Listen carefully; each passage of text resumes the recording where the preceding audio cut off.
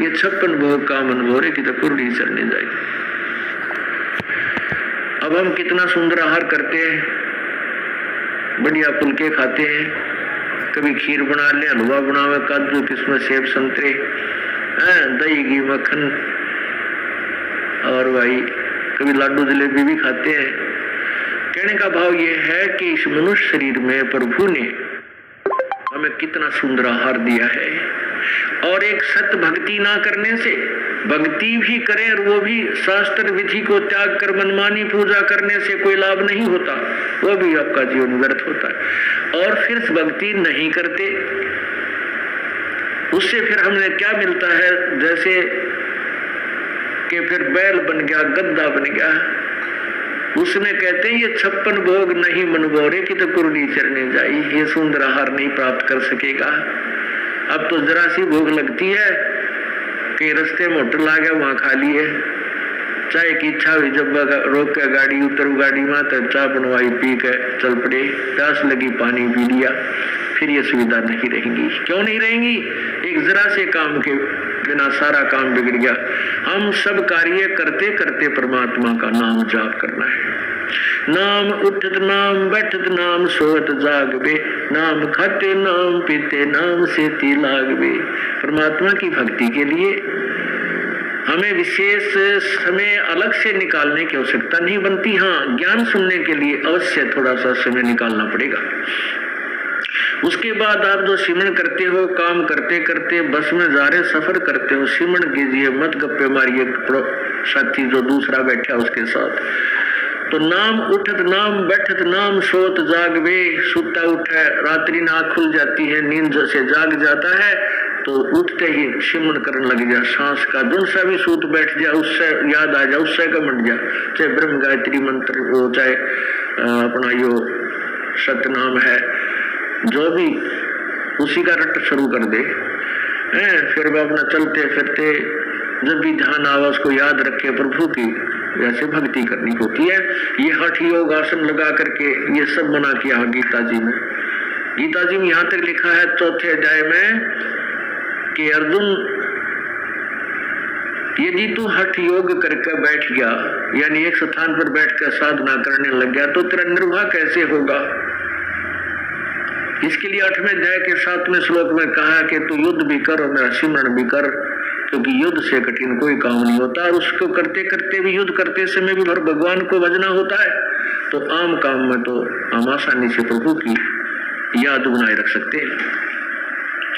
तो इसलिए परमात्मा की भजन भक्ति के लिए हमने विशेष व्यवस्था की आवश्यकता नहीं पड़ती, फिर भी हमने साधना ठीक शास्त्र अनुकूल करनी चाहिए। तो ये बता रहे हैं कि ये 56 भोग कहाँ मनभोरे, फिर कुर्डी चढ़ने जाई, फिर ये सुंदर आहार नहीं रहेंगे, फिर पशु बन के क्या खाएगा, कैसे रहेगा? समय पर सब इच्छा से नहीं खा सकता, भूख लगी रहेगी, नाक डल जाएगी, बैल बन जाएंगे और बन जाएंगे किसी रस्से के साथ। अब फिर क्या आता है कि प्रेत शिला पैजा विराजे पितरों पेंड भराई, बोहर श्राद्ध खान को आए, काग भय कलमाही। अब कितने निर्णय ज्ञान दिया है। क्या कहते हैं? रे भोड़ी सी दुनिया गुरु बिन कैसे सरिया, अरे भोली सी दुनिया गुरु बिन कैसे सरिया। क्या बताते हैं? अपने लला के बाल उतरवा वे देखो कैंची ना लग जइया, एक बकरी का बच्चा लेके उसका गला कटैया। रे भोड़ी सी दुनिया गुरु बिन कैसे सरिया, रे भोड़ी सी दुनिया गुरु बिन कैसे सरिया। कच्चा पका भोजन बना के माता धोकने गैया, उस माता ऊपर कुत्ता मुते वो क्यों ना मर गैया। रे भोड़ी सी दुनिया गुरु बिन कैसे सरिया, अरे भोड़ी सी दुनिया गुरु बिन कैसे सरिया। फिर क्या बताते हैं,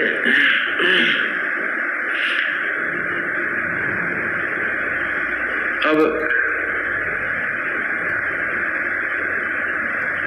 जीवित बाप के लट्ठम लट्ठा मुए गंग पुचैया, जब आवे आसुज का महीना फिर कौआ बाप बनैया रे भोड़ी सी दुनिया, गुरु बिन कैसे सरिया रे भोड़ी सी दुनिया, सतगुरु बिन कैसे सरिया।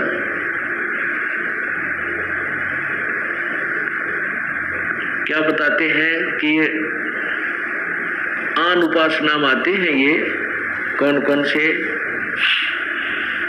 माई बसानी सेठ शीतला भैरो भूत हनुमंत, साहेब से नारा रहे जो इनको पूजंत। माई मसानी सेठ शीतला और भैरो भूत हनुमंत उस परमात्मा से दूर रहेगा जो इनकी पूजा करता है, जो इनको पूजंत। गुड़गांव वाली माता पे जाते हैं, खासकर यहाँ हरियाणा के लोगों में ज्यादा प्रचलित है गुड़गांव वाली माता, या वैसे भी जहां आस पास में किताब अपना जुगाड़ जोड़ रखे बका रखे हैं वहां भी जाते हैं। क्या बताते हैं परमात्मा, देखो कैसे गुमराह कर दिया इन नकली गुरुओं ने। बुढ़िया जागी अपने पोते ने घेर लेकर और साथ में पुत्र वधू को, और वहां उस माता वाले स्थान पर जाकर नाई बैठा होता है और ये बहका रखे हैं कि बाल उतरवा के अपने इष्ट धाम पर चढ़ाने चाहिए, न तक नहीं तो वो रूस जाएगा। अब बताइए इष्ट उन बाला न के शर्म मारेगा, हमारे बाला न इष्ट खावन के ना की तरफ फूकन के ना, इनका क्या करेगा इष्ट। अब वो क्या करते हैं, वहां जाती है बुढ़िया, वहां एक नाई बैठा होता है और वहां भीड़ इतनी लग रही होती है, तो वो बाहर 2 रुपये में बाल कटते हैं तो 10 रुपये में काटते हैं, क्यों, मजबूरी है, कटवाने पड़ेंगे उनको। तो वो क्या कहती है बुढ़िया, ले भाई नाई के मेरे पोते के बाल काट दे, और भाई देख ध्यान करे, कच्चा ध्यान रखना, कच्चा सिर है मेरे पोते का, कांची ना लग जाए, भाई देख रहे ध्यान है। और वो 2 कैंची भरते हैं, बस इतने दे दे द्वारों से जल्दी, और उन बालों को क्या करते हैं, अंदर मंदिर में चढ़ाते हैं जाकर। वह पुजारी क्या करता है, उन बालों ने ठा के कट्टे में डालने जा और शाम में कुर्डिया में फेंक जाए, वो बता के बैंक में जमा कराओगे उन बालों को, उसने भी बारे पटकने ठा गए। तो ये हम बहका रखे थे। अब क्या बताते हैं परमात्मा कि तुम अपना ने यही काट कूट के आप गिर दिया और बीते ठा गए, इस चक्कर में मत पड़ो। ये गलत साधनाएं हमारे शर्मंड राखी है नकली गुरुओं ने, नीम हकीमों ने। तो परमात्मा क्या कहते हैं कि कुछ बुद्धि से काम लो। अपने बेटे का तो इतना डर मानती है कि कदे के चीना लग जा और तेरे बेटे को दर्द हो, पीड़ा हो जा पोते को, और एक बकरी का बच्चा लेकर उसका गला कटैया रे बूढ़ी सी दुनिया, गुरु बिन कैसे श्रिया। पूरे संत के बिना ये निर्णायक ज्ञान जब तक नहीं मिलेगा तेरा उद्धार नहीं हो सकता। अब अपने बच्चे की तो इतनी ममता, इतना प्यारा लगे कैची लगने का भी डर, और एक बालक एक अमुक जो बोल भी नहीं सकता उसका प्राणी का बच्चा लेकर और माता का पेंट चढ़ा दिया। वो माता कभी बकरे नहीं खाती, वो देव कोई नहीं है जो मांस आहार करता, वो तो राक्षस होते हैं जो मांस आहार करते हैं। वो हमारे इष्ट देव कोई भी देवता मांसाहार नहीं करते, ये हमारे को बहका रखा है उन ज्वाड़ के स्वादुओं ने जो मर कर भूत बन गए, और वो जो नकली गुरु थे वो मांस खाया करते थे, फिर वो पत्थर भूत बन गए, वो फिर उन्हीं यजमाना माँ का बोलते हैं, मैं भैरव बोलू हूँ, मैं हनुमान बोलू हूँ, मैं माता बोलता हूँ, और एक बकरा चढ़ा दो, उनका वो गुमराह कर देते हैं। और उनके डर के मारे फिर ये पूर्ण परमात्मा का सहारा मिला नहीं तो डरते फिर ये बेचारे गृहस्थी लोग उन पाखंडिया में जो भूत बोला करते उनके आधार से मांस चढ़ाने लगे, बकरे चढ़ाने लगे, कटवाने लगे। इस प्रकार यह बात बिगड़ी। फिर कहते हैं, फिर माता की पूजा देखो, कहते कच्चा पक्का भोजन बनाकर माता धोकने गईया। माता जो धोक लान का सा बना कर चलता है काम, कुबेरा कुत्ते न खाना हो तो वो कच्चा पक्का भोजन बनाकर माता धोकने गईया। हमने देखी जगह जगह पर ना एक इतनी मंडी बना देंगे जिसमें मेरे ख्याल में कुत्ता आराम से बैठ सके, बाकी आदमी तो नहीं प्रवेश कर सकता। उसको माता का थान बोलते हैं, स्थान। कहते हैं वो कच्चा पक्का भोजन बनाकर माता धोकने गईया, और वो माता के धोकने, माता की पूजा के लिए जो वहाँ गुलगुले पूड़े चढ़ाती है, और कुत्ते बाट देखा गया बुढ़िया का बतला उतरा टूट का पड़ा। वो माता नहीं खान पाती, वो कुत्ते खाते हैं, और खा के उस कुत्ते उस माता के आहार को, और चलते समय फिर उसके ऊपर बाथरूम करते हैं, पेशाब करके चलना, उस माता की चोटी में धार मारे। तो परमात्मा कहते हैं अगर वो शक्ति है तेरी माता में, कुत्ते की टांग क्यों ना तोड़ दी, कुत्ता क्यों ना मर गया, या मार देती इसको। न कर बड़ी सी दुनिया, कच्चा पका भोजन बना के माता धोकने गईया, और माता ऊपर कुत्ता मुत्ता, वो क्यों ना मर गईया, तेरी घी बंदरी है माता कदे दुखी कर दे, और इस कुत्ते को ना मारती हुआ। फिर क्या बताते हैं कि जीवित बाप के लट्ठम लट्ठा, और मरने के बाद उसने गंगा में पहुंचाने जाता उसकी अस्थियों को। अब परमात्मा ये बताना चाहते हैं कि जब तेरे पिताजी जीवित हैं, माताजी जीवित थे, तो उनकी सेवा करनी चाहिए थी, उनको प्यार देना चाहिए था, जिसके उद्देश्य से उन्होंने पुत्र की परवरिश की थी। अब जीव है जब तो पिता गेला लट्ठम लट्ठा झगड़ा ठानता रहता है, और मरने के बाद उन आड्डा नठा कर गंगा में गिर जाता है, और उस गंगा में गिरने से क्यों डाल कराते हैं कि तेरे पिता की गति हो जाएगी, मोक्ष हो जाएगा। अब ध्यान से सुनना, ये मोक्ष कहां से उन जगह सर काम मोक्ष जाकर छोड़ते हैं ये लोग हमारा, कित मोक्ष करावे।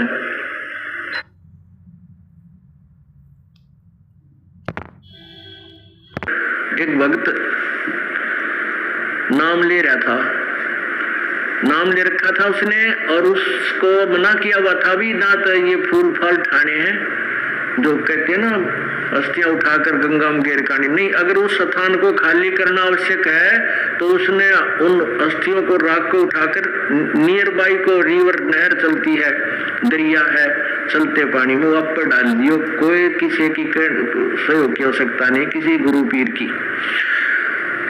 और मान लीजिए आसपास नहर भी उपलब्ध नहीं है तो उनको खड्डा खोद कर अपने कितने भी खेत में, आंगन में, घर में उड़द डाल दिए। जो सोचो वे कितना नादर ना हो हमारे पिता की अस्थियों का, अच्छी बात है। अगर आपके अंदर ये श्रद्धा है तो उन्हें उड़े गाड़ दे कि माटी में दूंगा 5-7 फुट 5-4 फुट खोद के, उस इतनी राख बनाकर उसने वहां डाल दो, या किसी नहर में डालिए।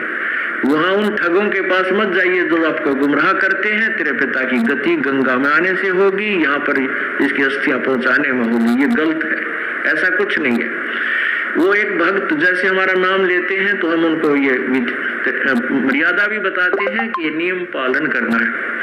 तो भक्त कहता जी मैं वैसे समाज के लिहाज से डर से, समाज के दबाव में आकर के मेरा चाचा मर गया, मतलब अलग तो हो रहे थे हमें, लेकिन उसके साथ मैंने जाना पड़ गया।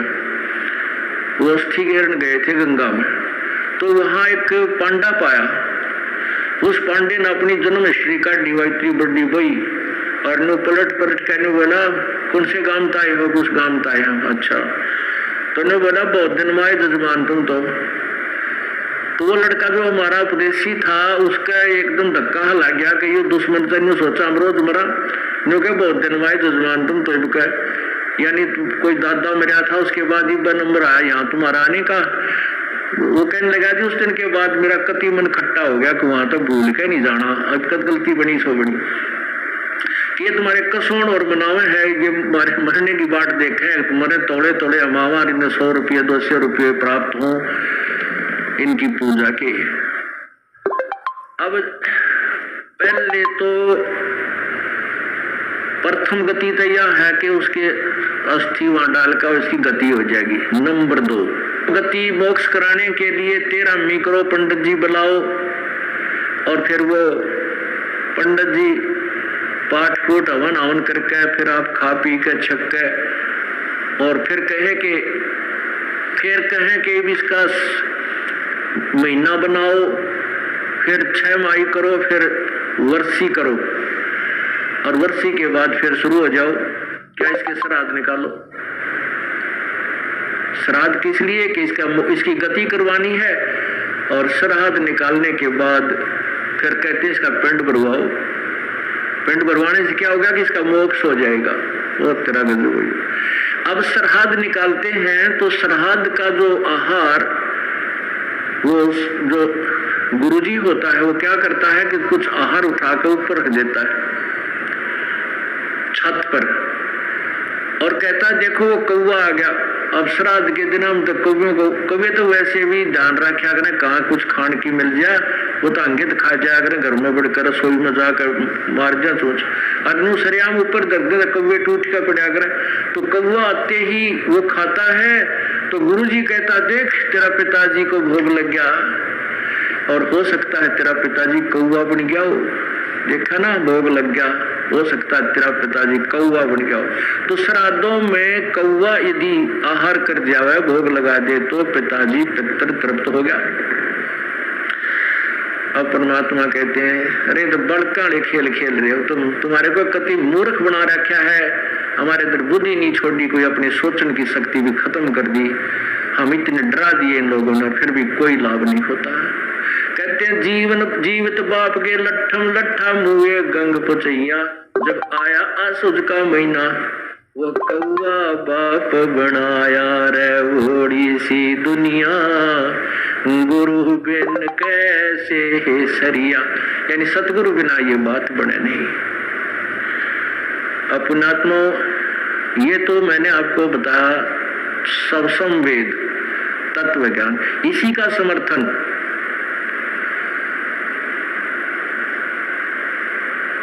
अपने पवित्र पुराण भी दे रहे हैं, जिन पुराणों के आधार पर हम श्राद्ध निकालते हैं। अभी आपको विष्णु पुराण में एक ऐसा अनमोल ज्ञान दिखाता हूं, आप गदगद हो जाओगे। सचमुच हम तो कत्ती पागल मूर्ख बना रखे थे अनजान लोगों ने।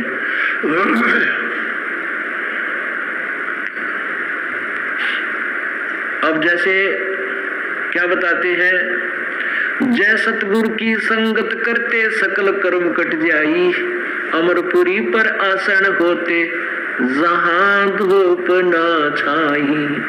जय सतगुरु की यानी तत्वदर्शी संत अर्थात पूर्ण संत की जब संगत करते, उसके ज्ञान का अनुसरण करते, ये सारे झंझट मिट जाते। न श्राद्ध निकालने थे, ना ये कोई और फंड करने थे केवल, और फिर उसके द्वारा दी गई भक्ति से अमरपुरी पर आसन होते, सतलोक में स्थान मिल जाता, जिसके विषय में गीता जी अध्याय नंबर 15 के मंत्र 4, गीता जी ये अध्याय नंबर 18 के श्लोक 62 में कहा है कि हे अर्जुन तू सर्व भाव से उस परमेश्वर की शरण में जा जिसकी कृपा से तू परम शांति और शाश्वत स्थानम यानी सदा रहने वाला स्थान जो कभी नष्ट नहीं होता, उस सतलोक को प्राप्त हो जाएगा।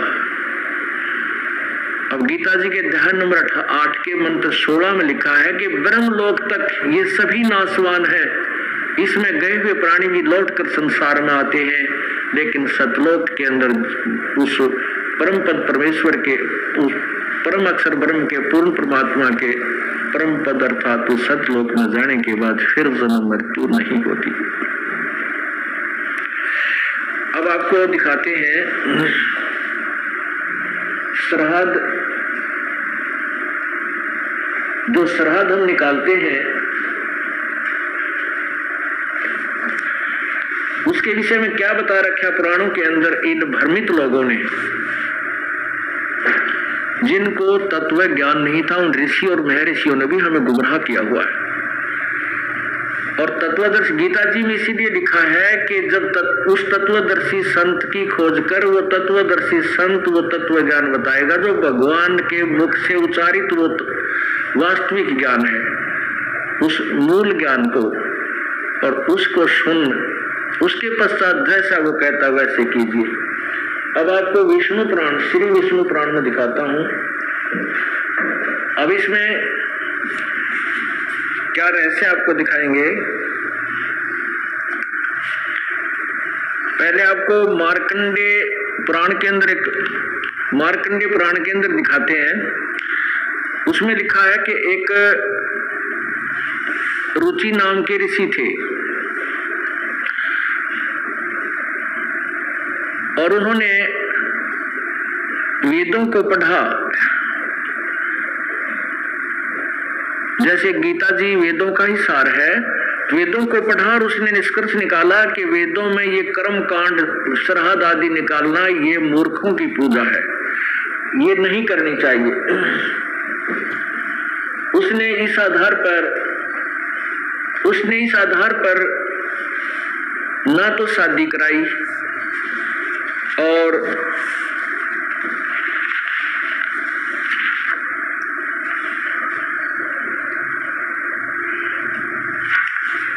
अपने वेदों के अनुसार साधना कर रहा था, जैसा भी वेदों का निष्कर्ष उसने निकाला था, जैसे अन्य ऋषि महर्षि निकाल रखा है। तो कहते हैं उस दिनों के बाद उसके 3 पिताजी, दादाजी, परदादाजी, वो तीनों भूत बने हुए थे, पितर बने हुए थे, वो दिखाई दिए। उस समय उसकी आयु 40 वर्ष की हो चुकी थी।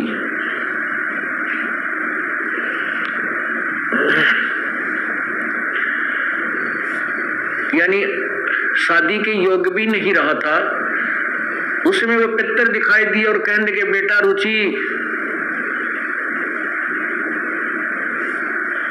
तूने शादी क्यों नहीं कराई और शादी करा के तूने हमारे श्राद्ध क्यों नहीं किए बेटा, हम बहुत दुखी हो गए।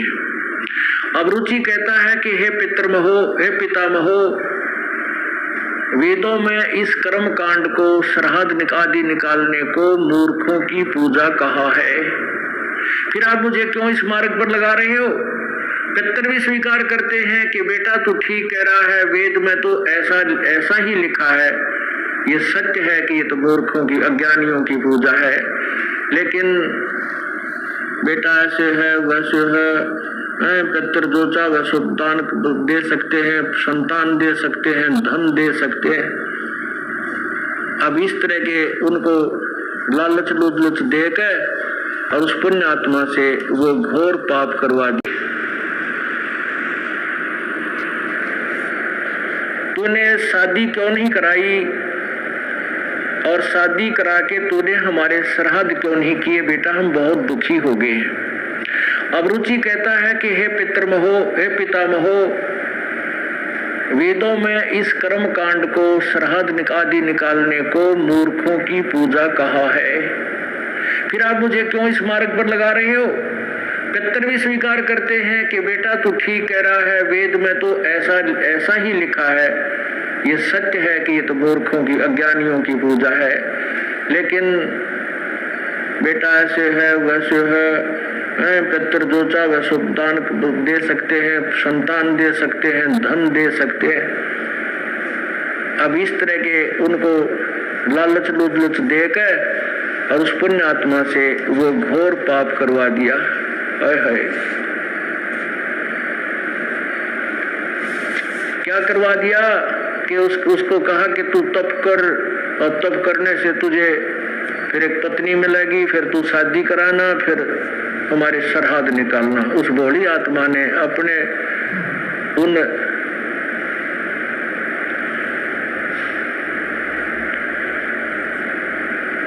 वो जो शास्त्र विरुद्ध साधना करके जो भूत बन गए थे पूर्वज, उनकी बातों में आके अपनी वास्तविक साधना, शास्त्र अनुकूल साधना त्याग दी और स्वयं भी भूत बनने को तैयार हो गया। अब देखिएगा मार्कंडेय पुराण में आपको दिखाते हैं।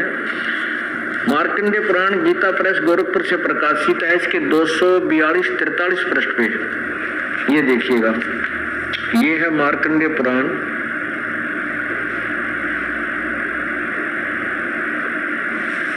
और गीता प्रेस गोरखपुर से प्रकाशित है। इसके ये पृष्ठ नंबर 242 पर देखें, 242।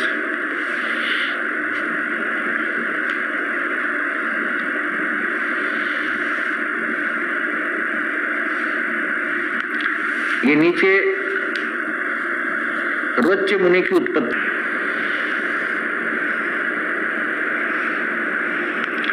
ये नीचे रोच्य मुनि की उत्पत्ति कथा।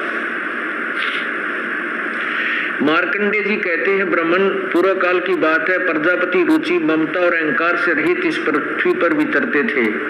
उन्हें किसी से भय नहीं था, वे बहुत कम सोते थे। उन्हें न तो अग्नि की स्थापना की थी, न अपने लिए घर ही बनाया था। वे एक बार भोजन करते और बिना आश्रम के रहते थे। उन्हें सब प्रकार की आसक्तियों से रहित एवं मुनिवर्ती में रहते देखकर उनके पितरों ने उनसे कहा।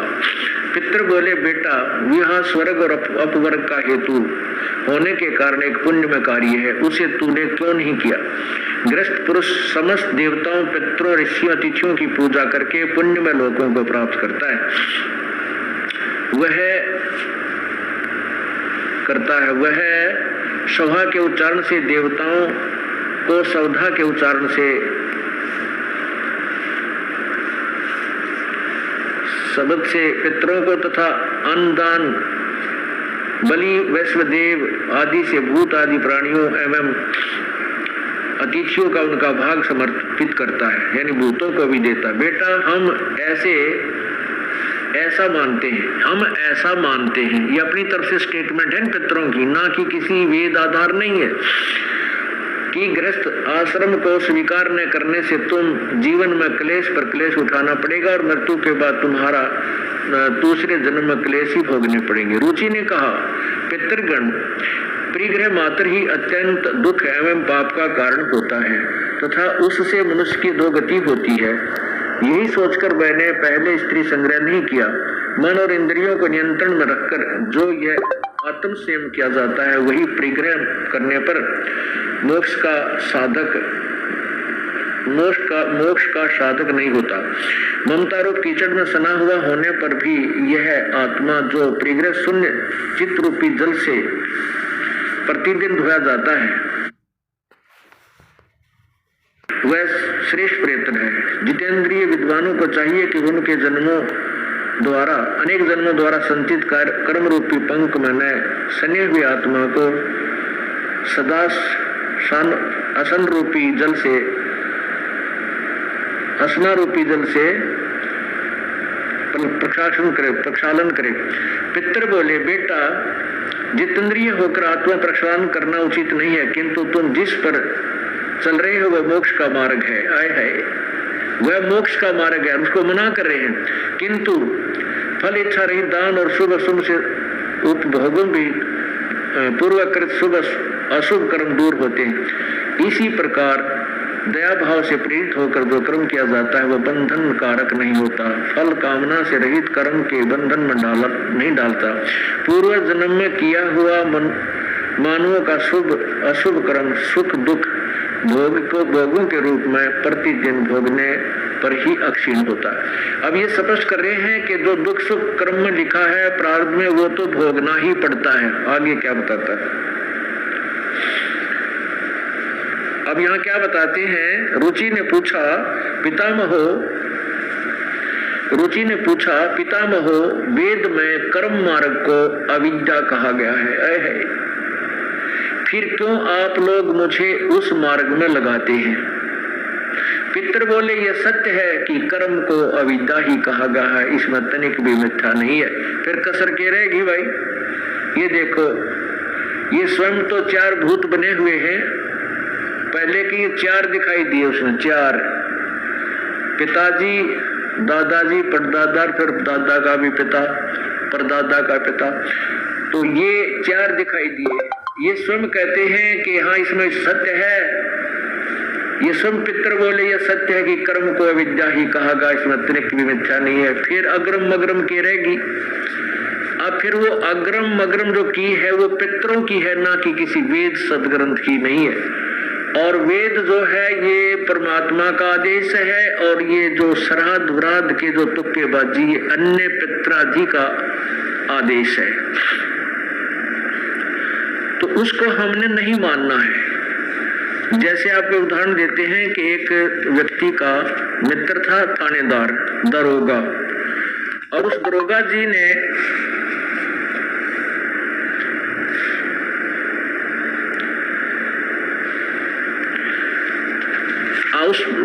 उस व्यक्ति ने एक दिन दरोगा जी से प्रार्थना की कि मेरा जो पड़ोसी है वो मुझे बहुत दुखी करता है, बहुत परेशान कर रखा है।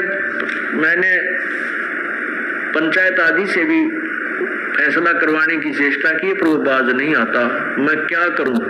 दरोगा जी ने कहा कि मार लठ माप देख लूंगा।